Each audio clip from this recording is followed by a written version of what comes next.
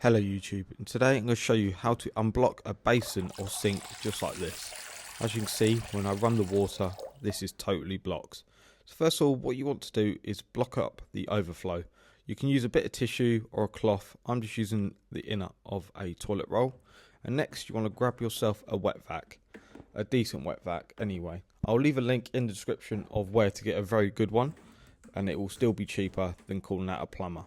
So first of all, you want to set this up. So take the hose out, plug it in, and plug the hose onto the suction end of the wet vacuum.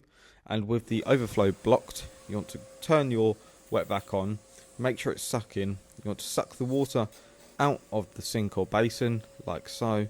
And then you want to stick it straight down the plug hole really hard, make sure it's nice and snug. And you want to hold it there for about 30 seconds. You'll start to feel all the dirt and grime come up the hose, and it will start to shake. And then you'll feel the resistance stop, and as you can see in this plug hole, as I remove the hose, you can see all the hair and dirt and grime start to build up here. So then you want to pick that all out like so. Make sure you get all that hair out and any other bits like so. Put that to one side.